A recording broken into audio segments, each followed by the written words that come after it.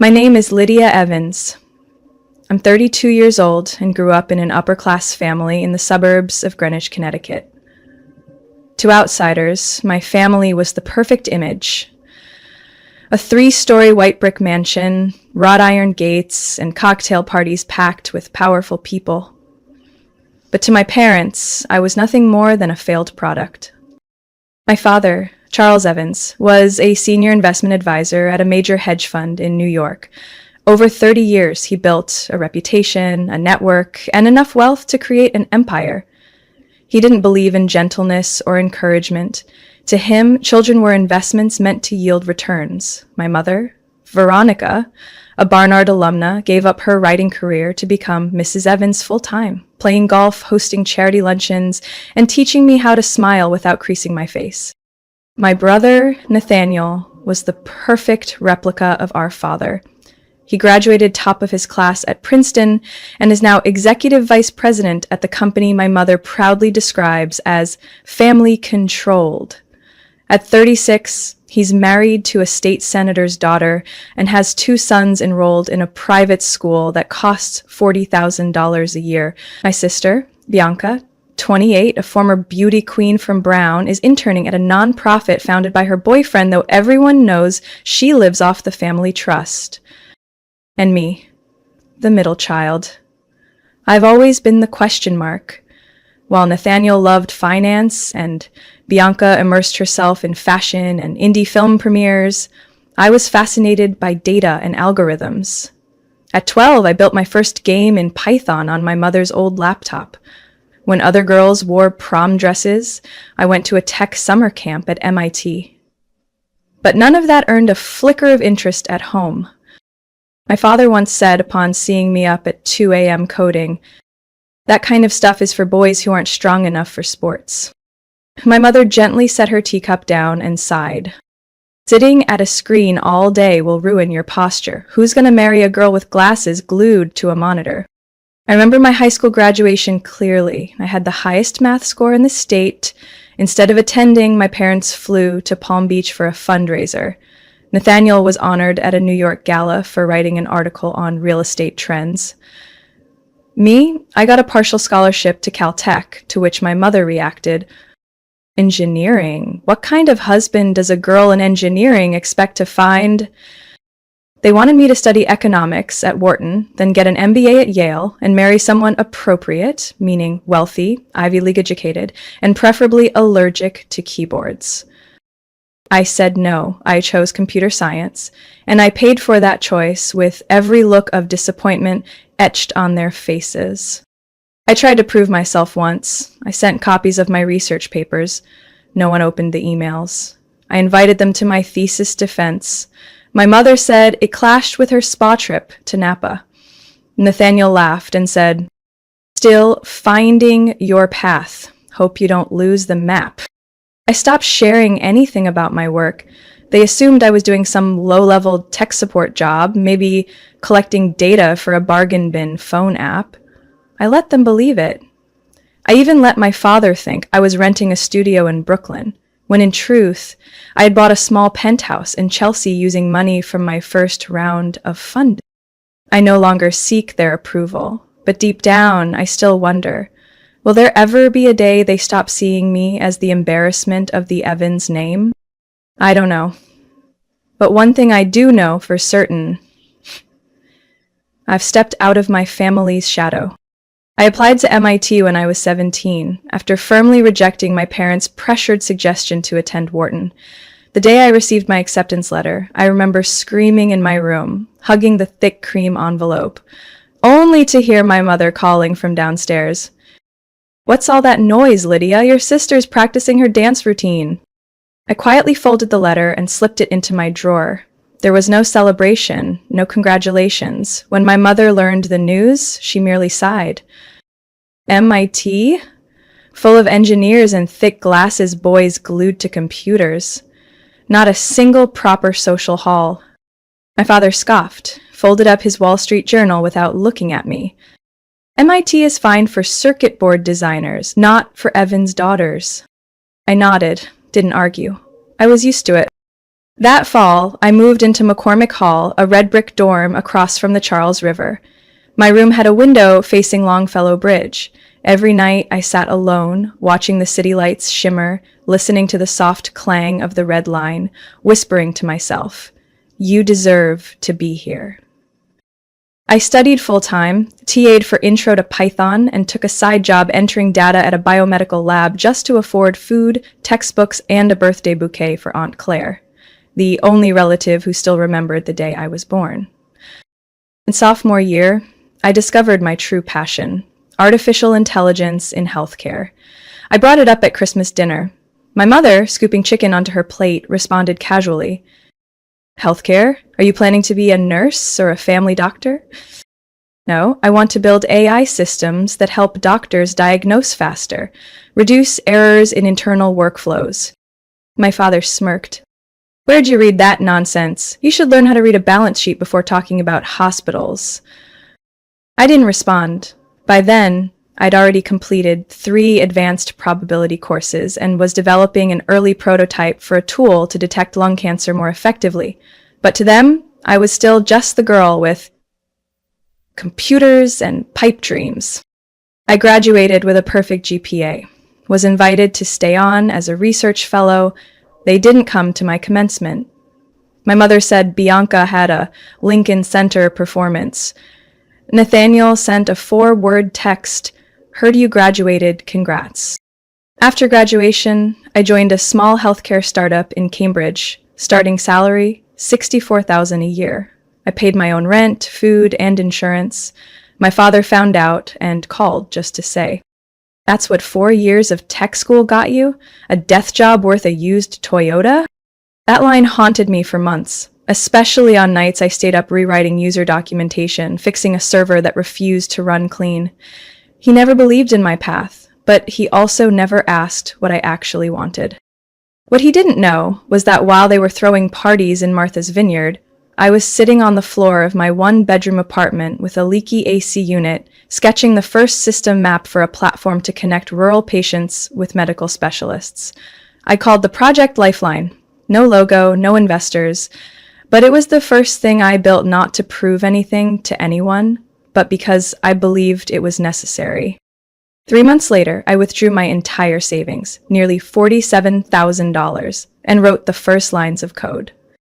I didn't tell anyone. I still drove my old Civic to Bianca's wedding, wore a clearance Macy's dress, smiled politely, and absorbed the condescending glances from relatives. "Lydia looks fine, doesn't she? A tech auntie at a fairy tale wedding. Still finding her path, huh?"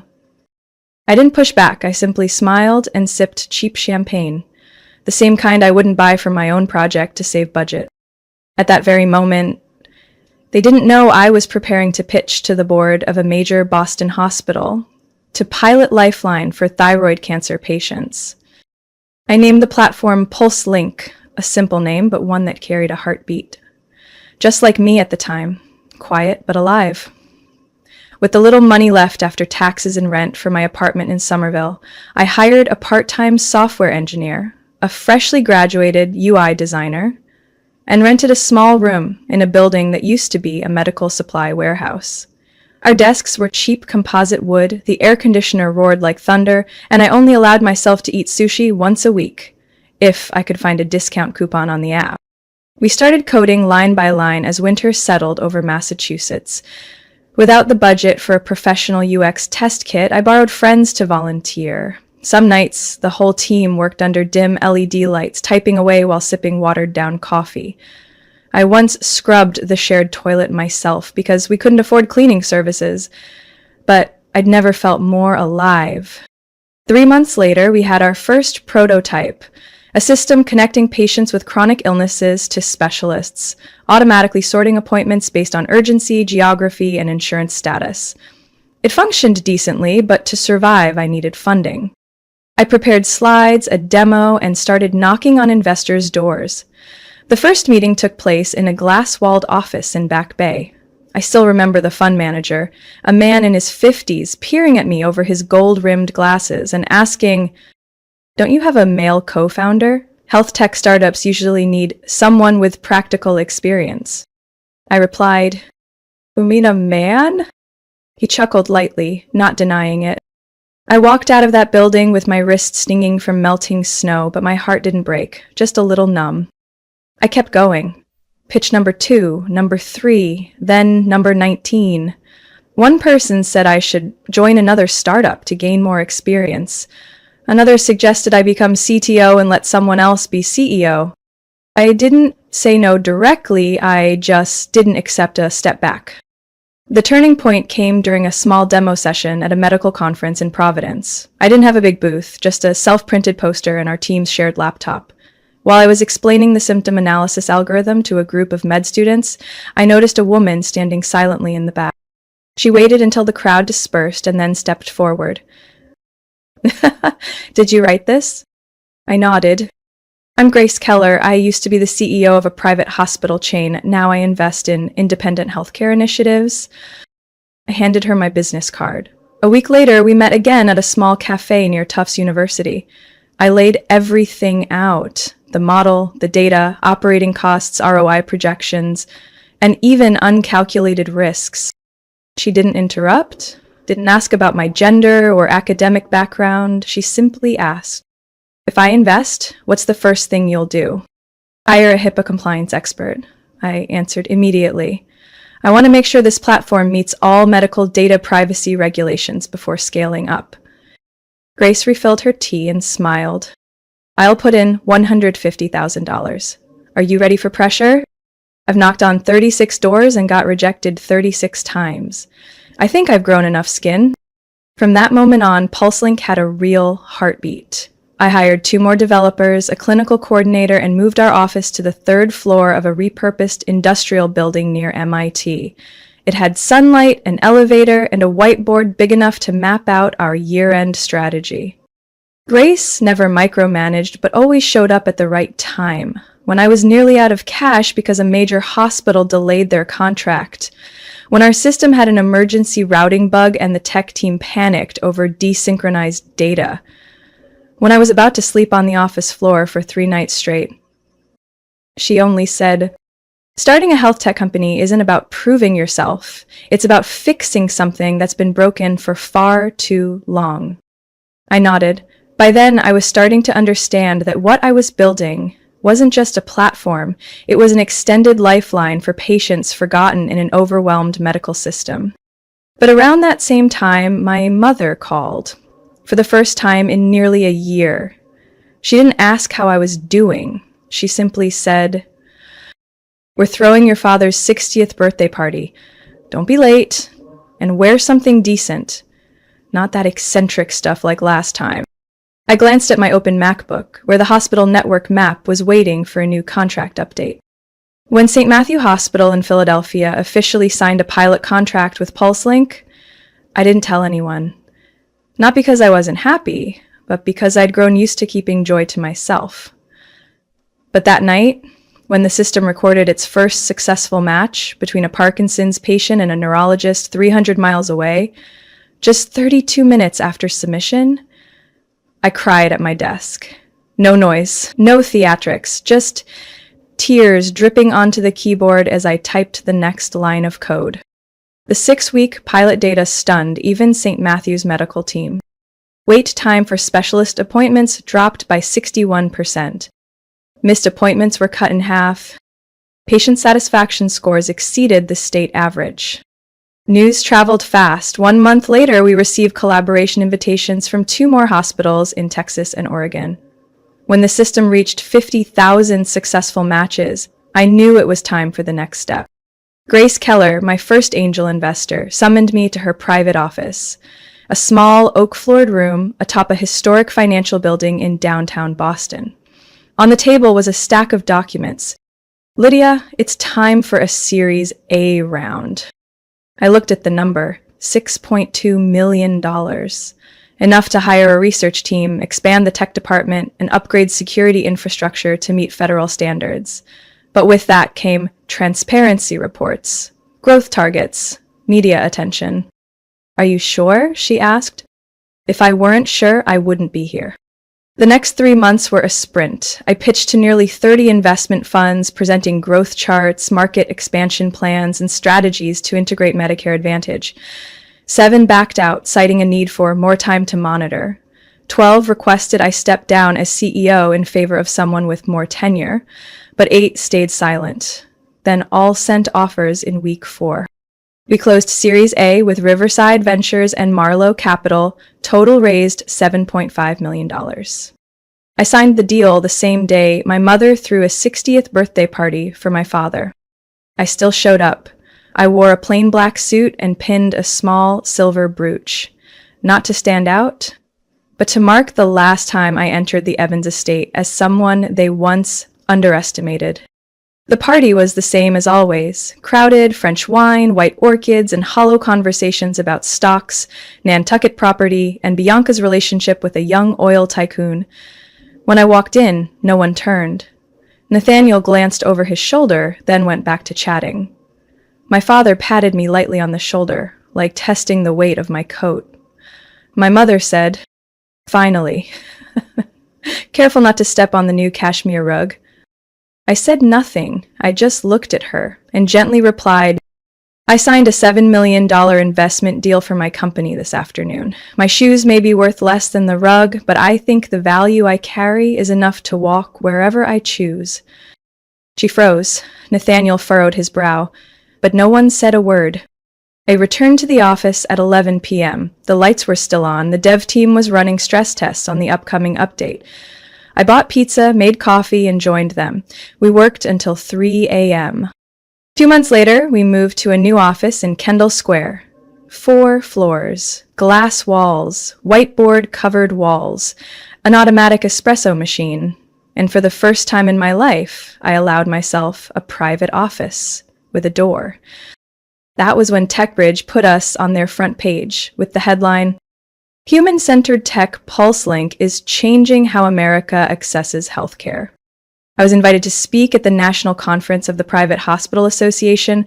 Harvard Business Review requested an interview. Forbes added me to its 30 under 30 list in health tech, but I declined most public appearances. I knew the work wasn't done. The media buzz could come, but the product had to actually work, and it had to save real lives. That spring, we began preparing for our IPO filing. Deloitte stepped in to audit. I hired a financial advisor, a securities attorney, and drafted a 3-year projection plan. One Friday, while meeting with lawyers from Morgan and Travis, Grace slid an email across the table. Goldman Sachs wants to lead the IPO. Their initial valuation, $104 million. I leaned back in my chair, still clutching my lukewarm tea. The feeling wasn't excitement. It was, I really made it here. And for a split second, I thought of that old apartment, the jammed printer, and that first winter night at MIT when I swore to myself, one day, they won't be able to ignore me. Autumn dinners at the Evans estate always carried the scent of roast meat, mint-scented candles, and an invisible pressure. This time was no different. I arrived right on time, just as the invitation stated, yet still earned a quiet look of reproach from my mother for not arriving early to help set the wine glasses. Bianca descended the staircase in a sapphire silk dress, a pearl bracelet from our grandmother on her wrist. Nathaniel stood by the fireplace, whiskey in hand, chatting with Uncle Gordon, the family's longtime lawyer, about a new plot of land in Vermont that Dad might transfer to him for the organic farm investment. I wore a tailored black jumpsuit, nothing flashy, hair in a low bun, minimal makeup. No one asked how I was doing. No one asked about PulseLink. They simply assumed I was still doing some tech thing, as if that were a polite way of saying probably sorting boxes in a back room somewhere. When everyone sat at the long walnut dining table, my father raised his glass. "Before the main course, your mother and I want to share a few important updates about the family's assets." I paused mid-salad. The room fell silent. As you know, our family values discipline, reputation, and financial responsibility. These are not only foundational values, but also the criteria by which trust is earned. Nathaniel gave a smug smile. Bianca tilted her head as if waiting to be praised for the shine in her hair. My father turned to my brother. Nathaniel, having successfully managed the family's investment fund for the past 3 years, will continue overseeing the primary portfolio. Additionally, we've decided to officially transfer ownership of the lakeside house in Vermont to you to develop the eco project you've envisioned. Glasses clinked.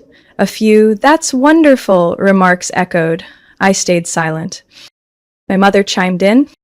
And Bianca, when you and Jack get married this December, we'll gift you the little house in Beacon Hill as a wedding present. You deserve a beautiful place to begin this next chapter. I set my fork down and looked up, not out of envy, but because I knew what was coming. My father turned to me. His expression changed. No warmth, no smile, just the cold, judgmental stare I'd known since middle school. Lydia, as for you, your mother and I have thought this through. It's time you take full responsibility for your choices. Starting this year, you'll no longer receive financial support from the family.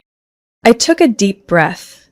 I hadn't accepted a single dollar from them since college, but hearing them publicly cut me off, as if pronouncing a sentence, still hit hard. And of course, the larger inheritances will go to those who stay aligned with family values, my mother added, her tone unchanging. Nathaniel nodded slightly. Bianca placed a hand on mine, briefly, performatively, then pulled it back before her manicure could be disturbed.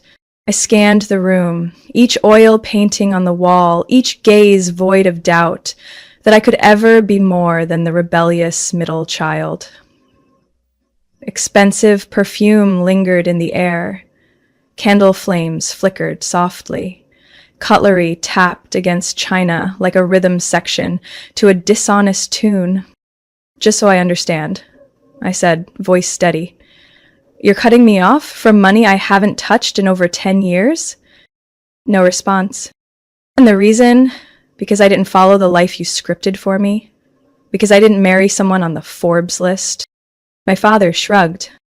It's simple. The family needs to invest in those who show real potential to grow in the right direction, not chase dreamy tech projects without a foundation. I laughed, a dry, sharp laugh that rang through the chandelier-lit room. Fair enough, I said, standing up. But if you think I need your inheritance to survive, you might want to catch up on the latest issue of TechBridge, or Forbes, or last week's Wall Street Journal.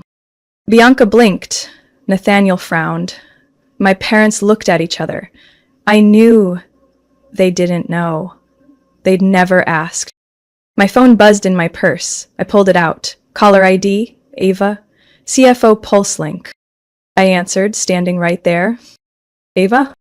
Her voice rang loud and clear, enough for the entire table to hear. Lydia, latest update from the IPO advisory team. Goldman just finalized the pre-IPO valuation. The number is $104 million. Also, CNBC wants to interview you Monday morning. Silence. Absolute. I looked around. Their faces were pale as the tablecloth. No one lifted a glass. No one smiled. No one dared call me the rebellious one anymore. I ended the call, slipped the phone back into my bag, and looked up at my father. Quite the decision, Mr. Evans, but don't worry, I'll manage all my own expenses. I turned and walked out before the main course was even served, and they stayed behind, still chewing on the belief that I would never amount to anything. I hadn't even made it out of the dining room when my phone buzzed again. The screen lit up with the caller ID, Ethan Softbank. I glanced around. My father was frowning, gripping his wine glass tightly. My mother looked at me with a mix of doubt and worry. Nathaniel seemed to recognize the name. His face went pale instantly. I picked up, speaking clearly. Ethan, I'm in the middle of a family meeting. What's going on? His voice was excited, barely containing his joy. Lydia, we just wrapped up the meeting with the advisory team. The board has approved the strategic funding round. SoftBank is investing $40 million into PulseLink, and based on the new valuation, your company is now at $102 million. Congratulations. The whole table went dead silent. I took another step toward the door, but paused, keeping the phone to my ear so no one in the room would miss a single word. Ethan continued. We'll send over the official term sheet tomorrow morning. Oh, and CNBC wants you on air Monday morning. They reached out already. SoftBank's also agreed to go public with the news this afternoon. Do you want me to schedule a press conference? Have them send the proposed schedule first. I'll confirm by tonight. And Ethan? Yes. Thank you for believing in my vision when no one else did. I ended the call. No one said a word. No more clinking silverware, no more clinking glasses, just the suffocating silence of a family that had just lost their right to define the worth of the daughter they once deemed the outsider. I walked back to the table, pulled out a chair, and sat down. Looked my father straight in the eye. So, we were discussing financial cutoffs, weren't we? He didn't respond. But his eyes shifted from contempt to caution. It was the look I had waited my whole life to see. Nathaniel broke the silence. SoftBank, wait, is that a real investment? Of course, I smiled, and not the first, just the largest so far. Bianca slowly pushed her glass aside. She looked like she'd just swallowed something not meant for her. My mother, ever the social tactician, quickly adjusted her tone. Lydia, this is truly something to be proud of. Why didn't you tell us sooner? I looked at her, voice calm. Because every time I tried, you cut me off with stories about Bianca's wedding dress or Dad's new low-carb diet. That was just a misunderstanding, sweetie. She rushed to recover. No. It was a choice. You all chose not to ask, not to care, and not to believe. My father leaned back in his chair, for the first time losing that superior posture. PulseLink really hit a valuation over $100 million? I nodded, and still growing. SoftBank will help us enter the Asian market by Q3 next year. Goldman Sachs is still leading our IPO. Ooh, you might know my lead contact, Marcus Lanning. Your former partner, right? My father gripped the armrest tighter. There were no words left to deny it. I exhaled. So now, the daughter who went off course is the one leading American health tech into a new chapter. Lydia, Nathaniel spoke up hesitantly. If there's a chance to collaborate between PulseLink and the family fund, then... I raised a hand, cutting him off. PulseLink doesn't accept family money. We have a policy. We only partner with those who believed from the start, not after seeing the numbers. Bianca forced a polite smile. Maybe I could talk to Jack? He's really interested in health platforms for his upcoming campaign. Maybe PulseLink? Bianca, I interrupted. My appearance at a political event isn't free anymore. Starting rate is $60,000, not including strategy consulting fees. My mother's jaw dropped. She had never heard me speak like that. Direct. Unapologetic. I stood. Looked around the room that once made me feel small. Now it looked smaller than ever.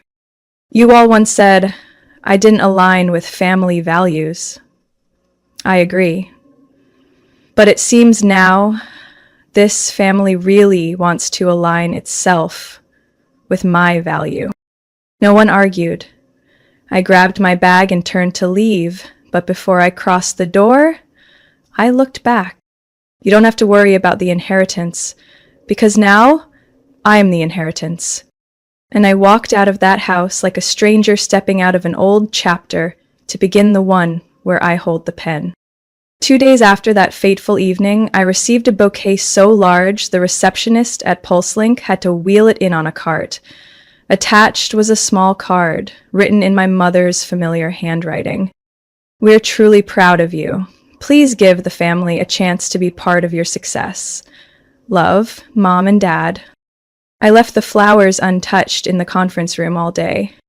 The next day, Nathaniel emailed from his company address. Are you free for lunch? I have some ideas for a collaboration between PulseLink and our investment fund. We could create a family round, beneficial for both sides.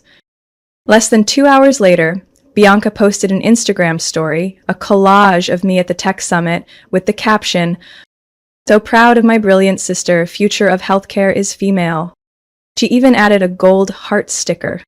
I didn't respond. Not out of anger. but because I had once longed for those messages. Back when I was coding alone in a freezing apartment, eating cup noodles, counting every dollar to pay my designer. And they stayed silent. Now that the lights were on, suddenly they wanted to step onto the stage. Monday morning, I arrived at the office by 7 a.m. The SoftBank press conference happened as scheduled. CNBC aired it live. Hundreds of emails poured in from investment firms, healthcare institutions, and even universities inviting me to speak.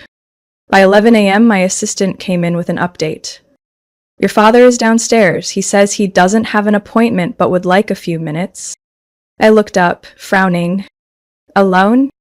No. He's with Mr. Gordon, the family attorney, and it seems they've brought a draft contract. I gave a faint smile. They didn't waste time. I let them wait 15 minutes before inviting them to the third-floor lounge. That floor had no PulseLink logo, just a simple waiting area with gray upholstered chairs and a glass tea table. I wanted them to feel uneasy. My father shook my hand, his expression softer than it had been that night. Mr. Gordon set down his briefcase, but said nothing.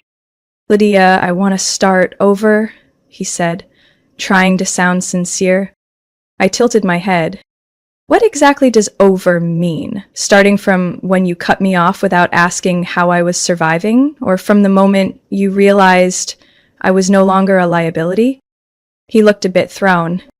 I won't deny I was too harsh in the past, but now our family needs to stand together. PulseLink is the future, and if your mother and I could invest, or even just contribute experience, then I raised a hand, cutting him off. You're not the right fit for the future of this company. You all chose to stay outside the circle, and now there are no empty seats left. But you're my daughter, he raised his voice, then quickly lowered it when he realized he was losing control. We're family, Lydia. I stood, slowly, looking him in the eyes. Family is not a backstage pass you use when the stock price rises. You're not stakeholders of PulseLink, and no one in this family is allowed to call my company ours. I walked to the door and opened it. I think we should end this conversation here. Next time if you want a meeting, send a request through legal. PulseLink has protocols now. My father stood, eyes burning, but said nothing. He understood. This was no longer the Lydia who once waited for his approval after every straight-A report card. After they left, I returned to my desk and opened my laptop. A new message from Bianca popped up. Jack, just nominated you for the Influential Women in Innovation Award. I know I was wrong, but if there's any chance, would you let me try again? I shut the screen. That night, I sat alone on my apartment balcony. Boston sparkled beneath me. The phone kept buzzing with invitations, but I didn't take any of them. I poured a glass of wine, not to celebrate, but to mark something simple. I had lived too long waiting for them to change. Now, I choose to change their place in my life. The boundary has been drawn, and I have no intention of erasing it. PulseLink's IPO took place on a cloudless April morning. On Nasdaq's giant screen in Times Square, my company's logo appeared. A white background with a blue heartbeat symbol rising as if in motion. Below the building, my team stood in matching polo shirts, holding signs high, smiling brightly in the crisp early spring air. I didn't make a long speech during the ceremony. I said just one sentence. This isn't just a financial event. Today is a statement that women in tech don't need to be accepted. They just need to be heard. By the end of the day, PulseLink was valued at over $220 million. I retained 47% ownership. I didn't share that with my family. There was no celebratory dinner at the Evans estate. I celebrated with the founding team at a small riverside spot where we once sat with nothing. We ordered the usual, beef tacos, cold beer, and chili salted fries.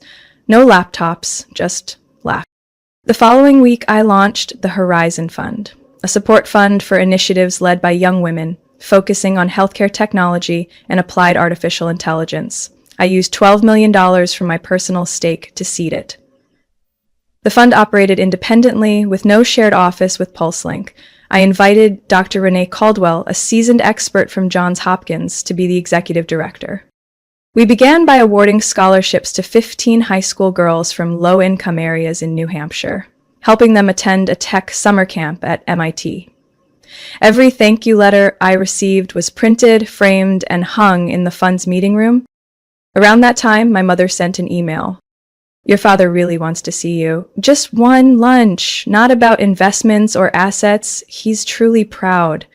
I thought about it, then agreed, but not at the classic restaurant where he used to host banking partners. I chose a small cafe in South End, one that served roast beef sandwiches with passion fruit sauce and didn't require a suit to be served. He arrived 12 minutes late, still in his familiar gray suit, but for the first time without a tie. He looked at me over his coffee. I was wrong. I nodded. I know. You're okay hearing that? I smiled. I'm okay because I don't need to hear it anymore. I've come far enough that I no longer need approval from my parents. He fell quiet, didn't argue. Finally, he placed a small box on the table. It's your grandfather's watch. I think you should have it. I didn't touch it, but I didn't reject it either. After that day, I didn't see him again for 6 months.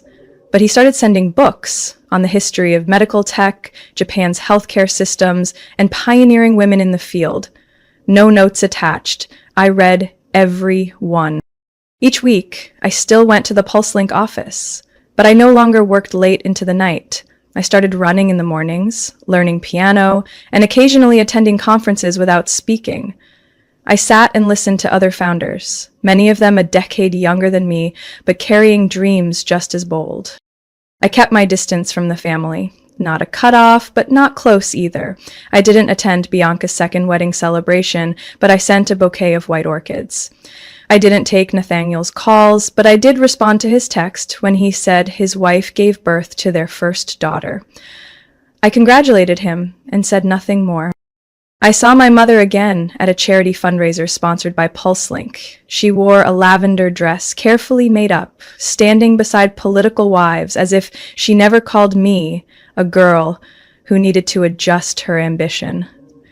But when she saw me enter, she stepped away from that circle and walked over. Did you have a few minutes? I nodded. We stepped out to the balcony, the breeze gentle. She looked at me for the first time not as an image-managing mother, but as someone learning how to begin again. I don't fully understand what you do, but I know I was wrong for a very long time. I looked down at my hands, the same ones that once held the orange juice she gave me every morning, the ones that trembled when I was scolded for standing incorrectly. Now they held a company, and myself.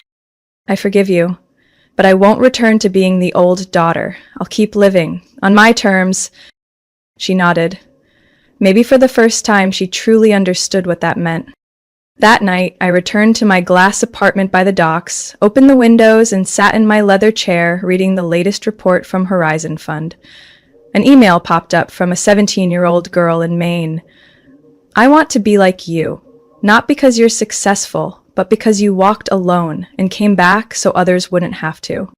I read it again and again, and I thought, there's no greater recognition than that.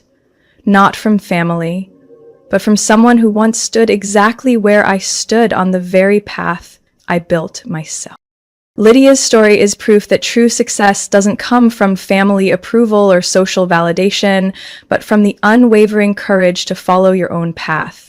In real life, countless young women have been underestimated for choosing non-traditional careers. Yet they are the ones creating lasting value, not just for themselves, but for their communities. Lydia didn't just build a company, she redefined what it means to hold value, set boundaries, and live life on her own terms.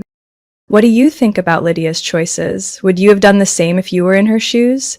Share your thoughts in the comments, and don't forget to follow the channel for more powerful stories about family and life.